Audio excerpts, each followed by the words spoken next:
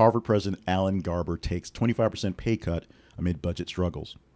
The president of Harvard, Mr. Alan Garber, is taking a 25% pay cut, voluntary 25% salary cut for 25-26 fiscal year. It comes as the university faces $3 billion in federal funding cuts imposed by the Trump administration. Garber's move follows a similar pay cut he took in 2020 during COVID-19 pandemic issues while serving as provost. Other university leaders are also making voluntary contributions to help mitigate some financial challenges. Will his 25% make a big difference? Probably not. It is mostly symbolic, but the symbolism is a big part of what's going on.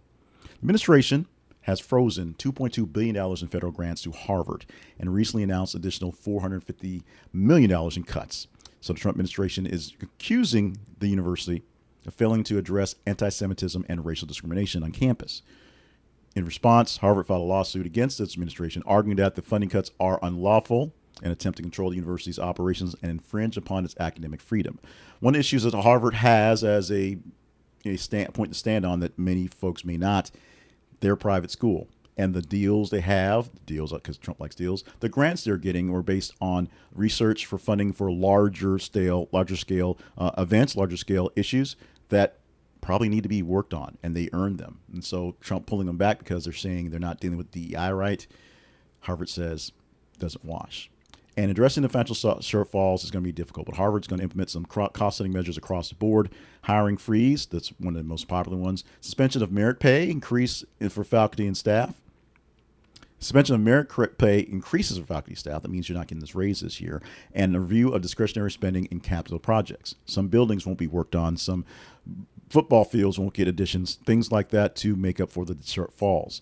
The University has allocated $250 million of its own funds to support research projects affected by the federal funding freeze, which is going to help towards medical sciences, putting its own money into where the grants are going to make sure that those things keep going.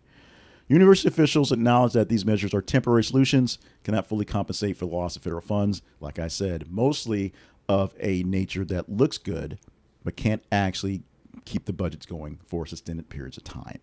Harvard's financial challenges highlight the broader impact of federal funding decisions on academic institutions.